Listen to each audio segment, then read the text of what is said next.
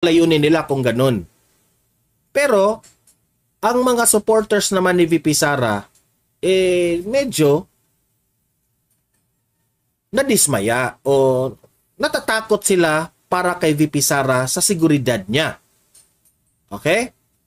So, mamaya, babasahin natin ang official statement ni VP Sara dito kasi this is not a joke. Bakit? Ang tanong ko, bakit ngayon nyo lang yan tatanggalan? Dahil ba, dahil ba hindi na siya gabinete ni PBBM, tatanggalan nyo? Remember, this is the second highest ranking official in the government. Diba? O bakit ganyan? Let's, para fair, tingnan natin ang kanilang paliwanag patungkol dito. Kung karapat-dapat lang ba. Okay? Play. Nasa frontline na balitang yan, Camille Samonte. Kinumpirma ni Vice President Sara Duterte ang utos ng hepe ng Philippine National Police na bawiin ang 75 PNP Police and Security Group personnel na naka-assign para protektahan ang kanyang seguridad. Ayon kay VP Sara, hindi ito makakaapekto sa kanyang tungkulin. Imagine that one, tinanggalan na nga si VP Sara ng 75 policemen, pero sabi ni VP Sara, hindi ito makakaapekto sa aking tungkulin. Meaning to say, she is not a weak leader. Hindi siya umaasa dito sa kanyang security. Na hindi ako makapagtrabaho dahil wala akong mga 75 policemen, nawawala yung 75 policemen. Di ba? Kung tutuusin pa nga, kung si Leni Robredo pa itong ginanyan, si Leni Robredo nag-iiyak na, tinanggalan tayo ng policemen, natatakot tayo, hindi tayo yung seguridad natin. Naggangakak na. Pero si VP Sara hindi. Kahit tinanggalan siya ng security, itong mga pulis na ito, kahit nanganganib ang buhay ni VP Sara sa pagtanggal nila dito sa 75 security personnel. Sabi niya, patuloy ako sa aking tungkulin. Meaning, hindi siya takot. Baka nakakalimutan nyo, itong taong ito, itong babaeng itong si Vice President Inday Sara Duterte, strong person yan. Nanununtok nga yan ng sheriff. Baka gusto nyong suntukin. Nanununtok nga yan ng sheriff. Hindi siya takot. Pero tayong taong bayan na sumuporta kay VP Sara, tayo yung natatakot para sa kanyang security. 75 police security is too many na para tanggalin nila. Itong 75 police security personnel, malaki na itong tulong para sa seguridad ni VP Sara.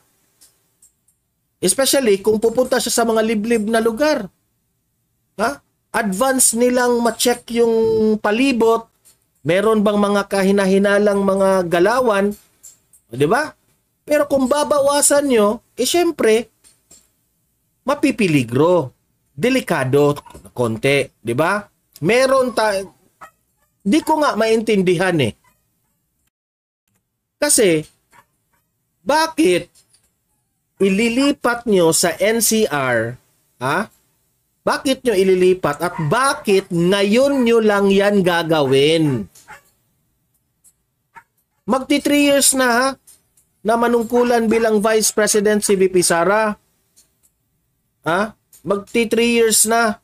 Bakit ngayon lang? Ganyan ba talaga? Natatanong ako ganyan ba kayo kagalit? Ganyan ba kayo katakot na siya yung magiging future president? Sa ngayon pa lamang kahit security niya tatanggalan nyo. Ano bang gusto nyong mangyari sa kanya? Are you even thinking sa kanyang buhay? Are you even thinking the security ang kanyang posibleng mangyari sa pang-araw-araw niyang nag-iikot siya sa kung sino niyang... Kasi ito ang sabi ni VP Sara, this will not affect my tungkulin. Meaning, lulusob at lulusob pa rin itong si VP Sara. Kahit delikado yung lugar, lulusob at lulusob ito. Dahil ang iniisip, walang ibang iniisip itong si VP Sara kundi ang taong bayan na matulungan niya. Kahit sabi niya, wala, hindi ito makaka-apekto. Pero paano na yan? Mr. President Bongbong Marcos, di ba? Panindigan mo ang promise mo, nyo, during the campaign, na kayo po ay tutulungan nyo si VP Sara. Sabi mo, unit team kayo dati, di ba? Kahit sa ganyang bagay na lang, Mr. President. Did you even care, VP Sara? Kaya pala, karapat-dapat lang na magbitiw sa gabinete si VP Sara kasi ganyan pala ang mga ugali ninyo. Masyadong pinipersonal ninyo si VP Sara. Ito opinion ko ito bilang isang mamamayang Pilipino. Sa nakikita namin sa sitwasyon, parang pinipersonal nyo si VP Sara. Dahil ba sa pagbibitiw niya? Kasi meron kayo, you are in power. Kung sinong may dyan, may utos dito, tatanggalan nyo? Kawalang hiya naman dyan? Grabe. Naging professional ba kayo sa ginagawa nyo dito? Buhay ito ng tao. Tinanggalan nyo yan, Nagpapakita kayo na superior kayo. You have the authority, tanggalan nyo yan. Pero, minsan, iniisip nyo ba ang kalagayan ng tao? O wala lang kayong pake kung ano ang mangyaring delikado dito sa Vice Presidente? Grabe naman kayo, Magpapatuloy raw ang paghahatid ng OVP ng serbisyo, lalong-lalo na sa mga nasa liblib na lugar. Sa kabila ng pagbabawas ng security kay VP Sara, umaasa raw siyang makakatulong ito para mabawasan ang hinaing ng mga tao. Kaugnay sa anyay, paglaganap ng droga sa bansa. I hope lang. Umaasa po si VP Sara. Okay? I hope lang.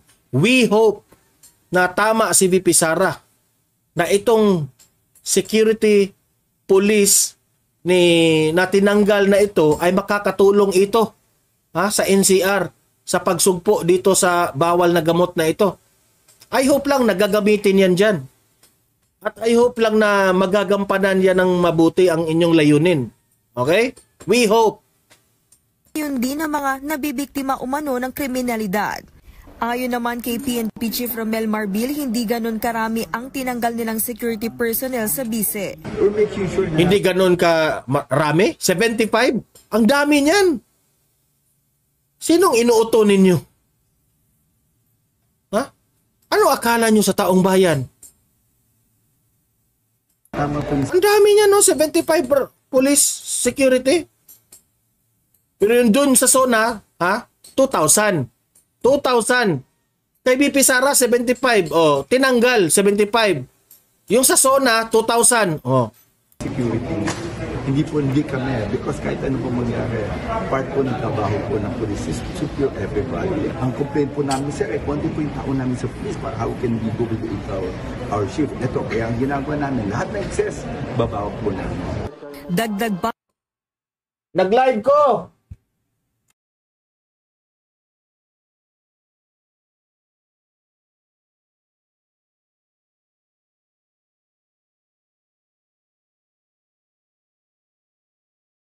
Teka muna guys kasi merong bibilhin na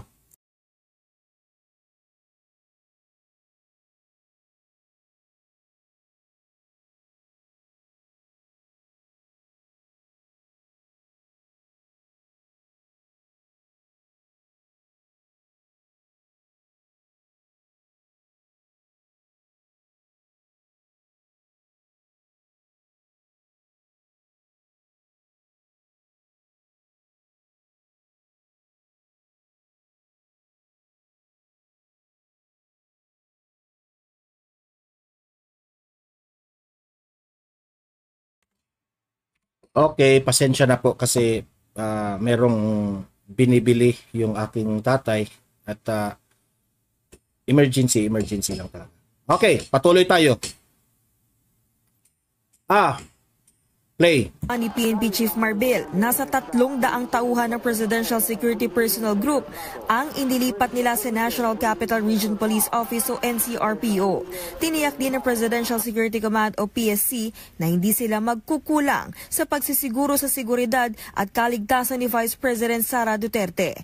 Nagbabalita mula sa Frontline, Camille Samon. So, yun ang balita. Ngayon, babasahin natin kung ano yung sinabi ni VP Sara, okay? Ito. Ipapakita ko sa inyo.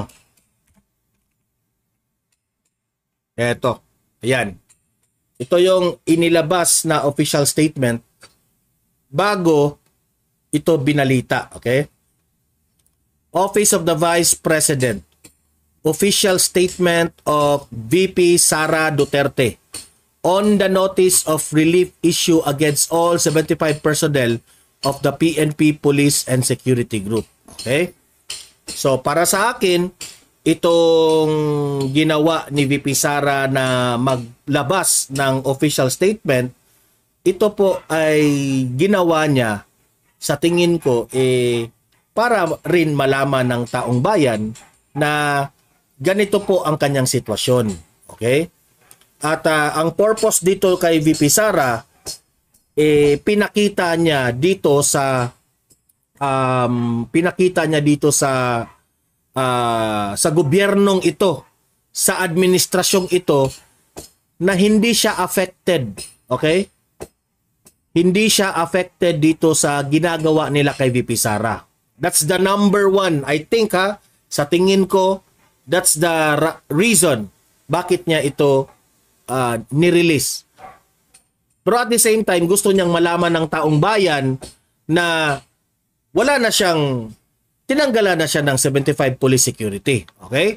So sabi niya dito, I confirm that on 22 July of 2024, an order was issued by Chief of the Philippines National Police, PNP, relieving all of the 75 PNP Police and Security Group personnel that were previously assigned for my protection. For my protection. Again, for my protection. Tinanggal po. Ngayon, Mr. President Bongbong Marcos, ano ang reaksyon mo dito? Hindi mo ba tutulungan si VP Sara dito?